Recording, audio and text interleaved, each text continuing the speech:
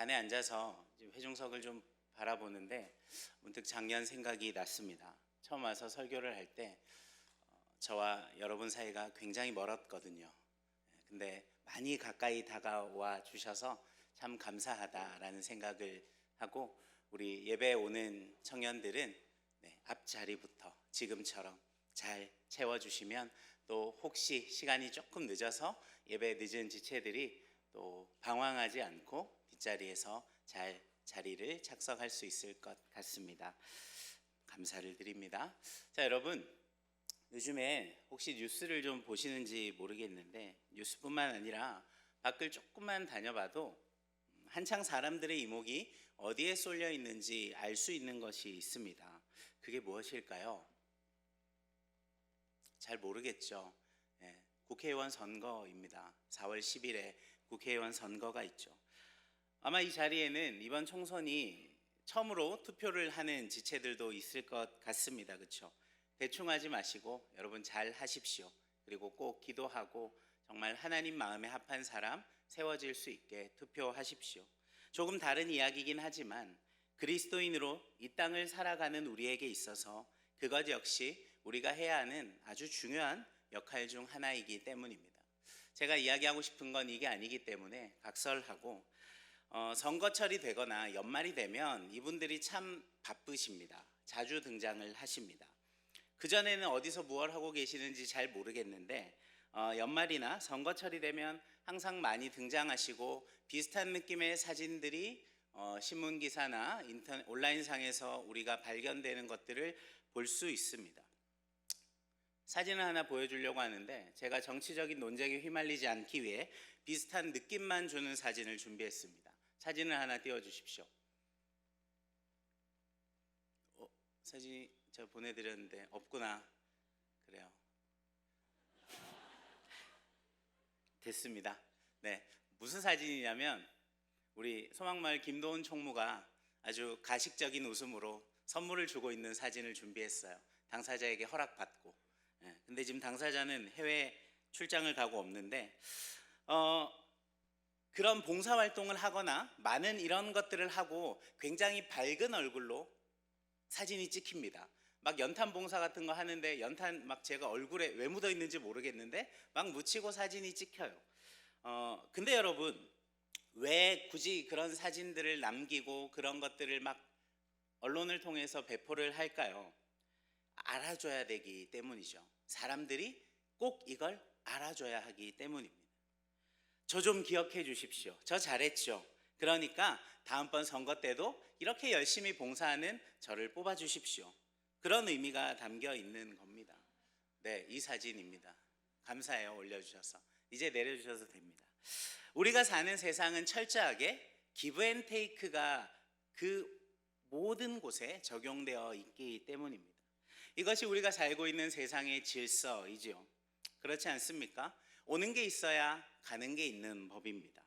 그렇기 때문에 아무 이유 없이 어떤 나에게 원함도 없이 선행을 베푸는 사람을 만난다. 그러면 대부분의 사람들 어떻게 반응합니까? 이 사람 나한테 왜 이러지? 나한테 왜 잘 해주는 거지? 무슨 꿍꿍이인 거지? 이런 온갖 생각들을 하게 되는 것이죠. 당연히 그럴 수밖에 없습니다. 왜냐하면 세상은 절대로 자신이 아무런 유익이 없는 상대를 향해 무조건적인 사랑과 선행을 베풀지 않기 때문입니다. 그런데 오늘 우리가 함께 본 성경에는 이렇게 무조건적인 사랑과 선행을 베풀었던 사람들의 이야기가 등장합니다.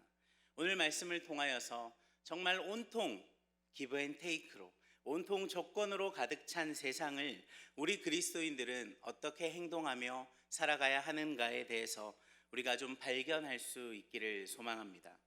먼저 본문 룻기 2장 8절을 보면 이렇게 기록되어 있습니다. 보아스가 룻에게 이르되 내 딸아 들으라. 이삭을 주우러 다른 밭으로 가지 말며 여기서 떠나지 말고 나의 소녀들과 함께 있으라. 이 말씀을 이해하기 위해서는 이제 2장 1절부터 7절까지의 내용이 어떠한 건지 대략 기억을 해야겠죠. 시어머니와 베들레헴으로 돌아온 룻은 이 시어머니를 이제 봉양하기 위해서 밭으로 나갑니다. 당시 유대 민족들에게 하나님이 주신 율법 중에 하나가 무엇이었냐면 거류민이나 가난한 자들을 위해서 추수할 때 이 밭 구석에 있는 아주 작은 부분은 추수를 하지 말고 남겨두거나 그들이 떨어진 이삭을 줍도록 허용해 주라라는 율법이 있었습니다. 어려운 사람들을 소외받는 사람들을 돌아보라라는 것이죠. 룻 입장에서는 그것이라도 주어서 아주 작은 분량이지만 양식을 삼아야 했기 때문에 선택지가 없었던 것이죠. 그래서 한 밭에 이르게 됩니다. 그 밭의 주인은 보아스라고 하는 사람이었고 룻은 그 밭을 관리하고 있던 사환에게 자신이 이 밭에서 이삭을 좀 주울 수 있게 해달라 요청을 합니다.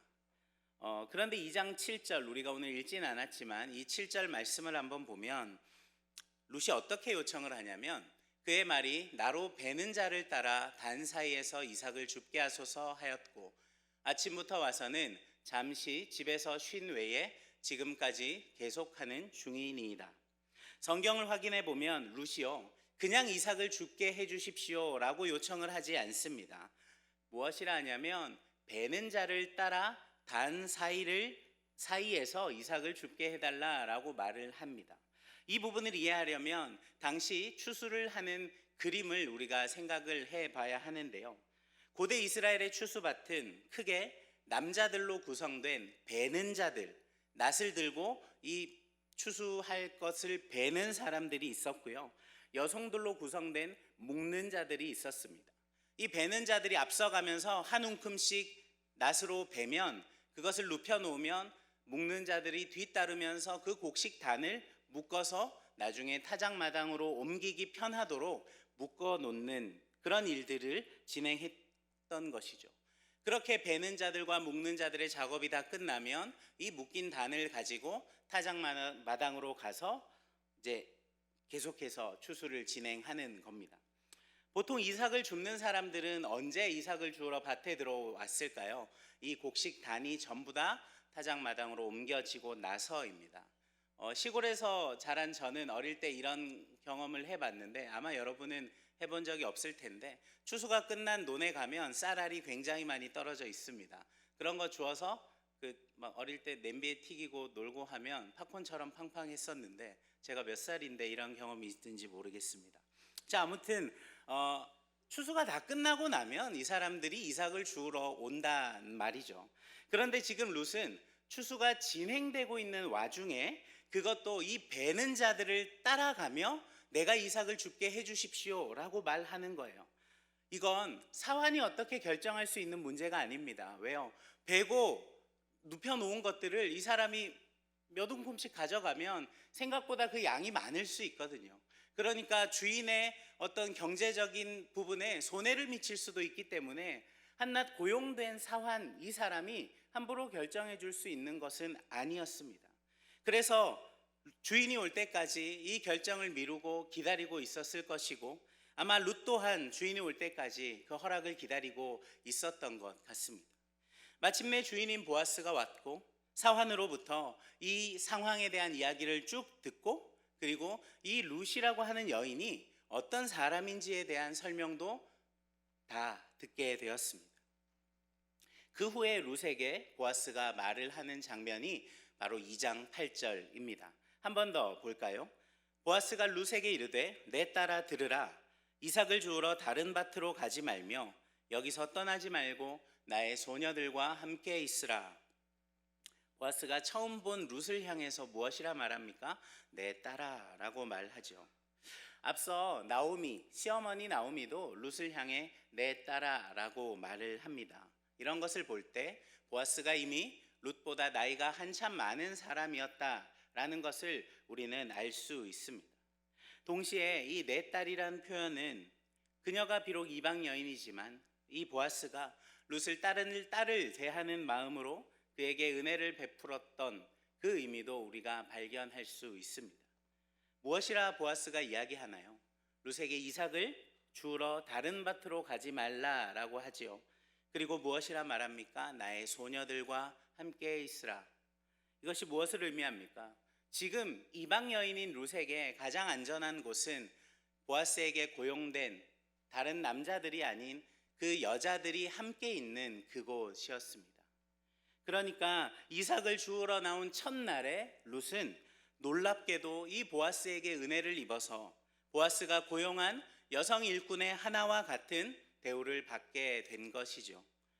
룻은 추수하고 남은 밭에 떨어진 이삭을 주운 것이 아니라 베는 자들의 뒤를 따르면서 이삭을 모을 수 있게 된 겁니다. 이건 앞서도 설명했지만 보통 이삭을 줍는 이들에게는 쉽게 허락되지 않았던 일입니다. 그렇기에 보아스의 이 말은 굉장히 충격적인 큰 은혜일 수밖에 없는 것이죠. 뿐만 아니라 보아스는 자신의 남종들에게 이 룻을 건들지 말 것을 명령합니다. 그러므로 그녀의 안전까지 보장해주고 또 팔레스타인의 뜨거운 날씨 속에서 자신의 종들이 떠서 멀리서 가져온 물까지 마실 수 있도록 했습니다. 그런데 우리가 흔히 룻기를 볼 때 이 보아스의 이러한 선행을 보면서 보아스와 룻의 알콩달콩한 사랑 이야기, 보아스가 룻에게 흑심을 품었구나 라고 생각을 할 수 있는데 그렇지 않습니다. 이미 우리가 성경을 룻기를 보면 여러 기록들을 보면 보아스와 룻의 나이 차이가 굉장히 많이 났기도 했고 보아스는 이 룻이 자신의 시어머니 나오미를 향해 베풀었던 인애와 사랑의 이야기를 다 들었습니다. 그리고 그 사랑을 귀하고 기특하게 여기는 마음으로 보아스 또한 그녀에게 인애를 베풀었던 것이죠. 자, 오늘 본문에서 은혜라고 기록된 말이 있고 1장에서는 인애라고 기록된 단어가 있는데 이것을 히브리어로 이 히브리어는 우리가 룻기를 읽음에 있어서 가장 핵심이 되는 단어인 헤세드라고 하는 단어입니다. 아마 한 번쯤은 여러분 들어보셨을 텐데 우리 한글 성경에서는 주로 자비, 인자, 선함, 긍휼, 은혜 등으로 번역이 되는데 이 단어는 아주 복합적인 의미를 함축하고 있습니다. 이것은 먼저 약자가 어려움에 처해 있을 때 강한 자가 그럴 의무가 없음에도 불구하고 자발적으로 보이는 사랑, 자발적으로 보이는 충성을 말하는 것입니다. 보통 여러분 이 충성이란 단어가 어울리려면 어떻게 돼야 됩니까? 하급자가 상급자를 향해 보이는 것이 충성이다 라고 우리는 알고 있지만 성경이 말하는 충성은 그 반대의 개념입니다. 그리고 이것이 헤세드의 핵심 개념입니다. 그렇기 때문에 이 헤세드가 성립되기 위해서 가장 중요한 조건이 무엇일까요? 강한 자가 꼭 그것을 이행해야 하는 의무가 없음에도 불구하고 그 선행을 베풀고 그리고 그것을 자발적으로 베푸는 것. 룻의 입장에서 보았을 때 이 보아스란 사람은 모든 것을 가진 사람이었습니다. 자신은 아무것도 가진 것이 없는 사람이죠.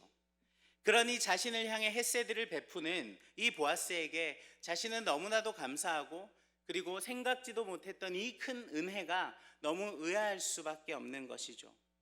2장 10절에 룻이 이렇게 말합니다. 룻이 엎드려 얼굴을 땅에 대고 절하며 그에게 이르되 나는 이방 여인이거늘 당신이 어찌하여 내게 은혜를 베푸시며 나를 돌보시나이까 하니 형언할 수밖에 없을 만큼 큰 은혜를 입은 룻은 보아스를 향해 말하는 것이죠. 당신께서 어떻게 해서 내게 이렇게 큰 은혜를 주시는 것입니까? 나는 아무것도 가진 것이 없는 사람이고 심지어 나는 이방 여인인데 말입니다. 룻이 자신을 무엇이라 표현합니까? 이방 여인이라 말합니다. 2장 앞부분에서도 사환이 이 룻을 보아스에게 소개할 때 무엇이라 말하냐면 모압 소녀 이렇게 소개하고요. 2절에서 룻이 소개되어질 때도 모압 여인 이렇게 소개가 됩니다. 1장부터 룻기를 읽어온 사람이라면 이 룻이란 여자가 모압 출신이라는 것 모르는 사람이 없습니다. 그런데 왜 성경 저자는 계속해서 이 모압 여인이라는 단어를 강조하고 있는 것일까요? 그 이유는 과거 이스라엘 백성들을 향하여서 그리고 이 모압 족속을 향해 하나님께서 주신 말씀에 근거하고 있기 때문입니다. 신명기 23장 3절에 보면 이렇게 기록되어 있습니다. 암몬 사람과 모압 사람은 여호와의 총회에 들어오지 못하리니 그들에게 속한 자는 10대뿐 아니라 영원히 여호와의 총회에 들어오지 못하리라. 이 말씀이 언제 주어졌을까요?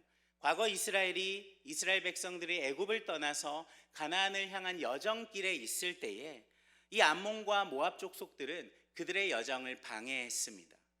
그래서 하나님께서 이 암몬과 모압을 향하여서 이러한 말씀을 주신 것이죠. 그들은 이제 앞으로 영원히 여호와의 총회에 들어올 수 없는 자들이었고 모압 여인이었던 룻 또한 마찬가지인 사람이었습니다. 성경 저자는 의도적으로 그것을 계속해서 부각시키고 있습니다. 그리고 룻 역시 자신의 처지를 너무나도 잘 알고 있기 때문에 보아스에게 말하는 것이죠. 여호와의 총회에도 들어갈 수 없는 이 이방 여인인 나를 향해 어떻게 당신께서는 그렇게 큰 은혜를 베풀어 주시는 것입니까? 이런 물음에 보아스가 대답을 합니다.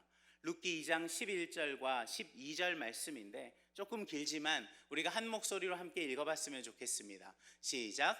보아스가 그에게 대답하여 이르되 내 남편이 죽은 후로 내가 시어머니에게 행한 모든 것과 내 부모와 고국을 떠나 전에 알지 못하던 백성에게로 온 일이 내게 분명히 알려졌느니라. 여호와께서 내가 행한 일에 보답하시기를 원하며 이스라엘의 하나님 여호와께서 그의 날개 아래에 보호를 받으러 온 내게 온전한 상 주시기를 원하노라 하는지라. 아멘. 보아스가 룻에게 이런 헤세드를 베푸는 이유가 무엇이라 말하고 있습니까? 룻이 그녀 역시 홀로 남은 자신의 시어머니 나오미를 향하여서 그 헤세드를 베풀었기 때문이다 라고 성경은 말합니다. 그녀가 나오미에게 베푼 헤세드가 무엇이었습니까?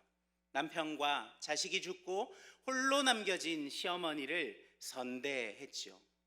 그리고 이제 그만 자신을 떠나서 새로운 인생을 살라라고 말하는 시어머니의 간곡한 부탁에도 그것을 거절하고 어머니의 백성이 나의 백성이 되고 어머니의 하나님이 나의 하나님이 될 것입니다 말하면서 자신의 민족과 자신의 종교까지 버리고 자신의 어머니를 붙쫓았던 것, 그 나이든 어머니를 홀로 두지 않았던 것, 그것이 바로 룻이 나오미를 향해 베풀었던 헤세드입니다. 여러분 왜 그랬을까요? 생각을 해봅시다. 룻에게 있어서 나오미를 끝까지 사랑하고 책임지고 섬겨야 할 만한 이유가 있었습니까? 그녀는 그저 홀로 나이 들어가는 늙은 과부에 불과합니다. 아무것도 가진 게 없습니다. 설령 우리 요즘식으로 계산하면 그녀가 베들레헴에 많은 땅을 가지고 있었거나 그녀가 건물주였다면 그렇죠. 충분히 이렇게 사랑할 만한 가치, 자신의 시간과 노력을 들여서 그녀를 극진히 보필할 만한 충분한 가치가 있죠. 그런데 나오미는 아무것도 가진 게 없는 철저하게 텅 빈 인생을 살고 있는 사람이었다 말입니다.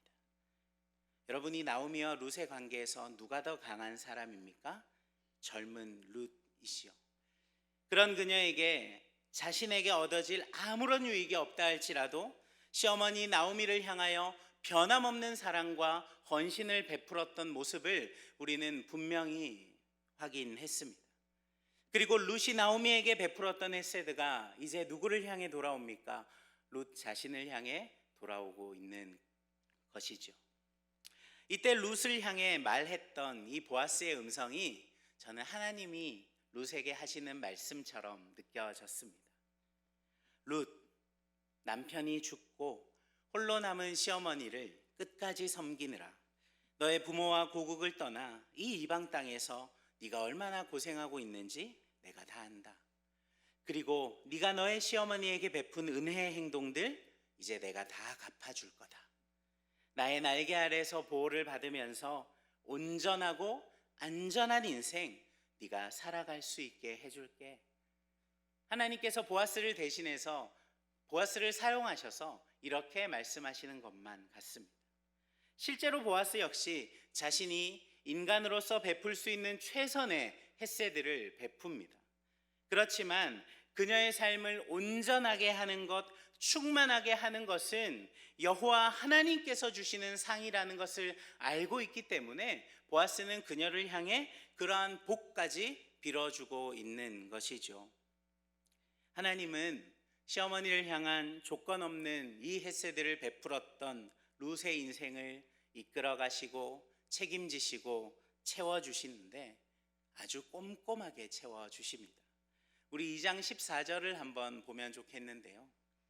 식사할 때에 보아스가 룻에게 이르되 이리로 와서 떡을 먹으며 내 떡 조각을 초에 찍으라 하므로 룻이 곡식 빼는 자 곁에 앉으니 그가 볶은 곡식을 주매 룻이 배불리 먹고 남았더라. 밭에서 일을 하던 사람들이 이제 식사할 시간이 되어 모였습니다. 보아스가 룻을 부릅니다. 무엇이라 합니까? 이리로 와서 떡을 먹으라. 떡, 레헴. 이것이 없어서 자기의 남편의 가족들은 이 떡이 없어서 베들레헴을 떠나야 했고 자신과 시어머니 역시 그 모압 땅에서 생계를 이어갈 수 있는 방법이 없어서 그 떡이 다시 돌아왔다라는 소식을 듣고 베들레헴으로 정처 없이 돌아와야 했는데 비록 지금 그 떡을 먹는 사람이 나오미는 아니지만 그렇게 간절히 찾았던 떡을 먹게 되는 것입니다. 또한 여호와 하나님의 총회에 들어오지 못한다라는 저주를 받았던 이 모압 족속 출신인 룻인데 이제 그녀는 누구와 함께 식탁의 교제를 나누고 있습니까? 하나님의 선택받은 백성들과 함께 식탁의 교제를 나누고 있는 것이죠. 아무런 차별이 존재하지 않고 모든 이들이 보아스와 함께 둘러앉아 교제를 나누고 있는 것입니다. 그리고 마지막에 무엇이라 기록이 되어 있었습니까? 룻이 배불리 먹고 남았더라. 텅 빔, 굶주림. 여러분, 이것은 룻과 나오미의 인생 여정에서 계속해서 따라 나왔던 말들입니다. 배불림, 배부름 어울리지 않는 단어인데 지금 그녀의 삶을 하나님께서 이렇게 채워가고 계시다라는 것 우리가 말씀을 통해 확인하게 되는 것이죠. 먹고 배부르고 음식이 남는 모습은 룻이 오랜 시간 동안 경험해보지 못한 일이었습니다.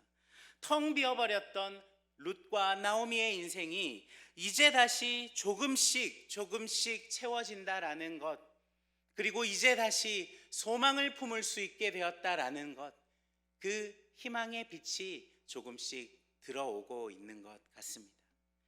사랑하는 여러분, 우리는 오늘 하나님의 헬세들을 실천하며 살아가는 두 사람의 인생을 살펴보았습니다.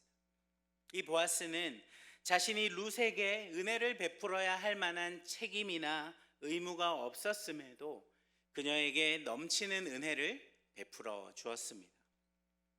기대하지 않았던 많은 곡식을 줍게 해주었고 그녀의 목마름과 배고픔을 해결해 주었고 그녀의 안전까지 보장해 주었습니다. 그는 자신에게 돌아올 아무런 유익이 없었음에도 룻을 향해 하나님의 이 헬세들을 실천한 것이죠. 그리고 룻이라고 하는 여자가 있습니다. 아무런 희망도 없는 시어머니 나오미, 그녀조차 자신을 떠나라고 말하던 이 시어머니를 끝까지 포기하지 않고 아무것도 얻을 수 있는 것이 없어도 나오미를 버리지 않고 사랑하며 섬겼던 그 룻의 헤세드가 등장했습니다. 오늘 이 두 사람은 하나님의 백성의 삶의 모범을 우리에게 아주 잘 보여주고 있습니다. 그리고 그렇게 헤세드를 실천하며 살아가는 사람의 인생을 하나님께서 어떻게 이끌어 가시는지 우리는 오늘 분명하게 확인할 수 있었습니다. 사랑하는 여러분, 저와 여러분 안에 이것이 있는지 우리 한번 생각해 보면 좋겠습니다. 나에게 아무런 유익이 되지 않고 아무런 이득이 되지 않는다 할지라도 그냥 사랑하고 그냥 섬기고 베풀어주는 이 은혜와 사랑이 저와 여러분의 삶에 있는지 우리 공동체 안에 있는지 여러분 분명히 점검해 보십시오. 너무나 감사하게도 올해가 시작되고 우리 청년 공동체의 새 가족들이 참 많이 오고 있습니다. 교회를 옮겨본 경험이 있는 사람들 잘 알 텐데 처음 교회로 옮겨가서 적응하고 정착하는 것 너무나 힘든 일입니다. 왜일까요? 어느 교회든 마찬가지일 겁니다. 어느 교회든지 무언가 보이지 않는 울타리가 있거든요. 내가 거기까지는 더 들어가면 안 될 것만 같은 보이지 않는 벽이 쳐져 있습니다. 인사는 하고 잘 지내는데 딱 거기까지 내가 더 이상 들어갈 수 없는 울타리가 있습니다. 그래서 정착이 잘 안 되고 또 다른 곳을 찾게 되는 경우가 너무나 많습니다. 여러분, 내가 우리 공동체에서 새가족을 담당하고 있지 않는다 할지라도 교회를 찾아온 이들을 향해 그 사람이 어떤 사람이든지 우리 공동체를 함께 찾아준 사람을 향해 우리는 이유 없이 조건 없이 사랑과 섬김을 보여야 하는 것 아닐까요? 새가족들 뿐만이 아니라 함께 예배를 드리는 이 공간에 있는 지체들을 향해서도 여러분, 이유를 막론하고 이익을 따지지 말고 그냥 사랑하고 그냥 섬기는 그 모습이 우리 안에 있기를 소망합니다. 말씀을 준비하면서 예전에 제게 있었던 일이 하나 기억이 나서 제가 청년들한테 한번 얘기를 했는지 안 했는지 잘 기억이 안 납니다만 청년 시절 선교단체 사역을 하면서 함께 사역했던 후배가 있었습니다.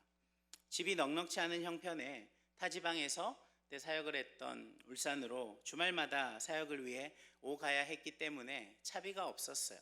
차비가 부족해서 힘들다라는 이야기를 들었습니다. 당시 제 수중에 통장에 돈이 한 70만 원 정도가 있었어요. 그 돈을 친구에게 다 줬습니다. 차비하라고. 그 돈이 어떤 돈이었냐? 당시 대학교 4학년이었던 제가 기숙사 들어갈 돈이었습니다.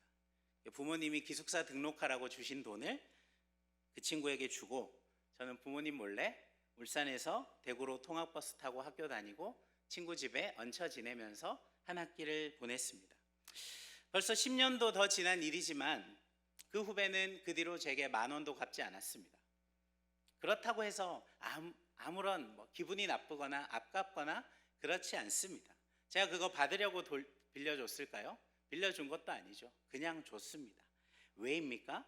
제가 그 친구를 사랑하고 섬기는 마음에서 준 거니까 말이죠. 근데 제 어머니는 아직까지 이 사실을 모르기 때문에 영상을 보시는 일이 없어야 됩니다. 여러분, 제가 말씀을 이제 정리하고 마무리하려고 하는데요. 누군가 이런 이야기를 들으면 우리 청년들 중 누군가는 제게 이렇게 물을 수 있을 겁니다. 목사님, 그거 너무 바보 같고 어리석은 짓입니다. 요즘 세상에 그렇게 살면 호구 소리 듣습니다. 알지요, 여러분? 왜 모르겠습니까? 그런데 여러분, 우리가 왜 그렇게 살아야 하는지에 대해서 우리가 한번 생각을 해보자 이겁니다. 우리가 그 헤세드의 최고의 수혜자들이기 때문입니다. 오늘 우리 가브리엘 찬양대가 찬양으로 고백했던 것처럼 주님이 우리를 살리시기 위해 십자가에 죽으셨습니다. 여러분, 하나님이 우리 인간에게 베풀어 주신 헤세드의 극치가 무엇입니까? 바로 예수 그리스도 십자가 대속의 죽음인 줄 믿습니다. 그럴 만한 자격도 없고 구원받을 만한 가치도 전혀 없는 우리를 위해서 도저히 비교할 수 없을 만큼 가치 있으신 그분께서 그 예수를 십자가에 못 박혀 죽게 만드셨다라는 것입니다. 우리가 어떤 삶을 살아도 여러분, 우리가 어떻게 거룩하고 정결하게 살아도 절대로 그것은 갚을 수 없습니다. 여러분이 세상에서 돈을 얼마나 많이 벌든지 어떤 높은 자리에 가든지 어떤 영향력을 가진다 할지라도 예수께서 우리를 향해 대속의 죽음, 대속의 제물 되어 주신 그 은혜는 우리가 절대로 갚을 수 없는 것입니다. 내가 예수를 못 박았으니 넌 이제 나에게 이것 바쳐라, 이거 해라. 여러분, 하나님이 우리에게 어떤 그런 조건과 자격을 요구하십니까? 아니요. 그냥 조건 없이 주님 한 분 사랑하라 말씀하시죠. 나는 죄인이거늘 당신이 어찌하여 내게 이런 은혜를 베푸시며 나를 돌보십니까?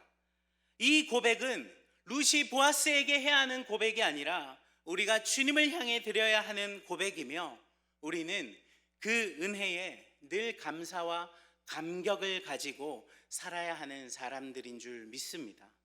우리 사랑하는 서연의 청년 여러분, 이제 고난주간이 시작됩니다. 하나님의 이 헷세들을 기억하는 한 주가 되기를 소망합니다.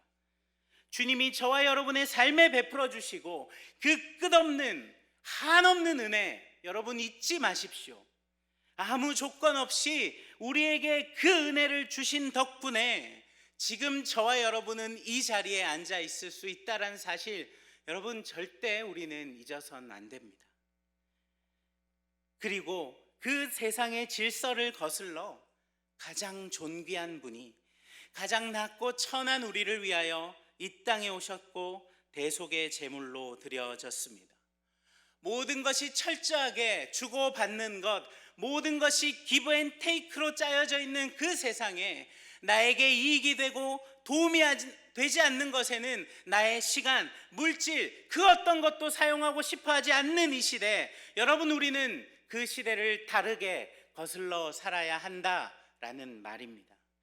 그 말도 안 되는 은혜를 우리는 이미 받은 사람들이기 때문에 우리의 삶도 그러하기를 소망합니다. 계산하지 말고 거저 받았으니 우리도 거저 주면서 함께하는 지체들 서로를 끝까지 사랑하고 끝까지 섬기는 그 하나님의 헷세드가 우리 청년 공동체 가운데에도 그리고 여러분 개인의 삶에도 나타나는 은혜가 있기를 주님의 이름으로 축원합니다.